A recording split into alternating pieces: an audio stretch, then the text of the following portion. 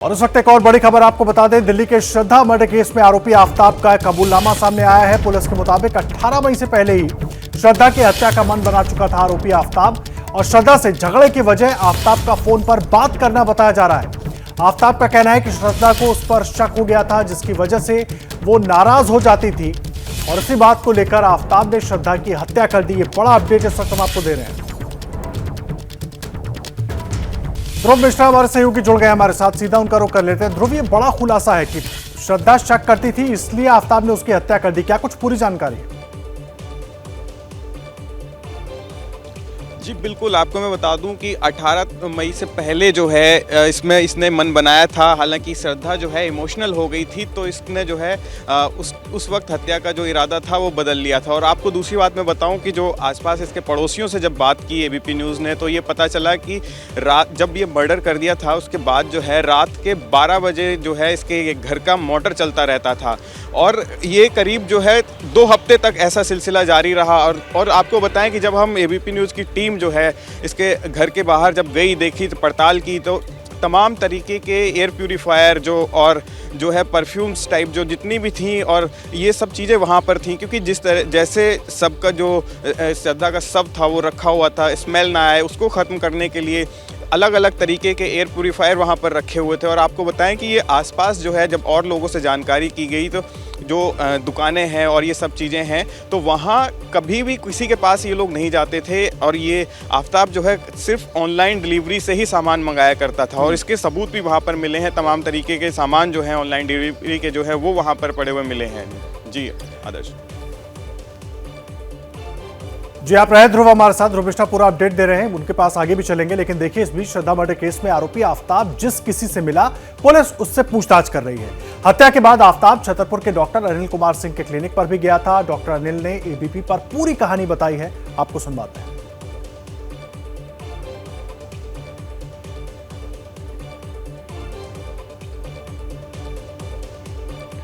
तो श्रद्धा murder case की खौफनाक कहानी, आए दिन हो रहे खुलासों के बारे में आपको जानकारी दे रहे हैं, और एक डॉक्टर से भी श्रद्धा के मर्डर के बाद आरोपी आफताब मिला था। क्या कुछ कहा उन्होंने, सुनवाते हैं आपको। मैंने उससे पूछा कि how did you sustain this injury, तो देन ही टोल्ड मी कि while cutting fruit you know my knife got slipped and I got this injury.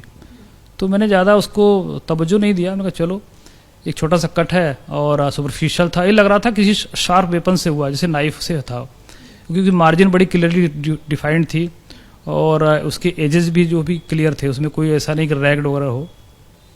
तो लग रहा था कि नाइफ से इंजरी हुई है, और कोई सिंपल। मैंने पूछा कहीं मारपीट हुई है, कोई चाकूबाजी हुई है, कुछ हुआ? कह रहा नहीं सर, ये फ्रूट काट रहा था और उससे लग गई है। और हमारे साथ हमारी सहयोगी अजातिका भी जुड़ी हुई हैं लाइव, उनका रुख कर लेते हैं। अजातिका, जिस तरह डॉक्टर अनिल ने बताया कि जो आफताब है वो इंग्लिश में बात करता था, अच्छे लुक्स का, तो लगातार वो अपने आसपास के लोगों को भी किसी तरह छलावे में रखता रहा, अपनी इंग्लिश की वजह से, अपने लुक्स की वजह से।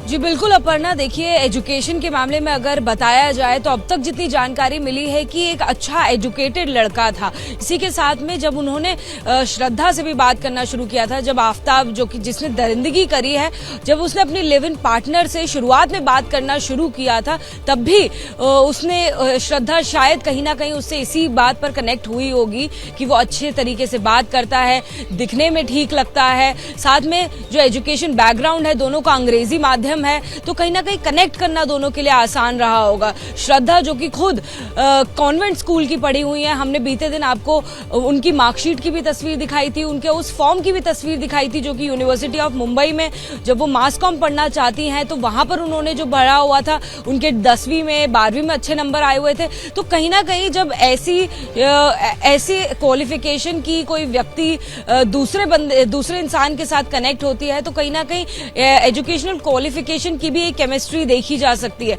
और जैसे कि डॉक्टर्स भी बता रहे हैं, आसपास के जिन पड़ोसियों से भी हमारी बात हुई है, जो सत्येंद्र जिनकी बात हमने आप तक कल पहुंचाई थी, जिनका ये कहना था कि करीब 12 बजे रोज मोटर चलता था, पानी भरने की आवाज आती थी, ये सिलसिला करीबन 12 से 15 दिनों तक चलता रहा। उनका भी ये कहना था, आसपास जो लोग थोड़ी बहुत जिनकी बात होती थी, सलाम दुआ होती थी, उनका भी ये कहना था कि चेहरे से शरीफ लगता था, कोई देखकर ये बता नहीं सकता है कि इतनी दरिंदगी ये लड़का कर सकता है।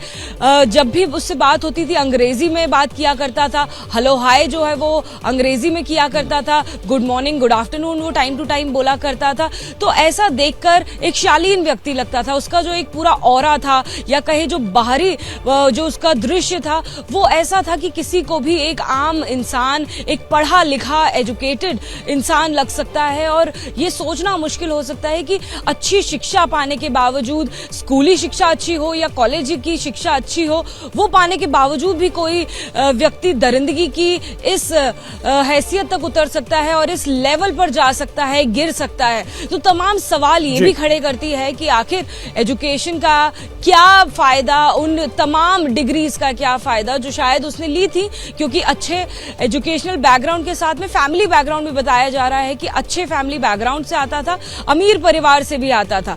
जैसे ही घड़ी का काटा दोपहर 2:30 पे आए, बबीता जी का दिल सास बहू साजिश के लिए मचल जाए। और ये है इनकी बहू, पूरे दिन ऑफिस की टेंशन हो जाए गॉन जब ये करें अपना फेवरेट शो फ्री टाइम पे ऑन। इनकी तरह आप भी देखिए अपना फेवरेट शो अपने टाइम पर और डाउनलोड कीजिए एबीपी लाइव ऐप अपने स्मार्ट टीवी पर।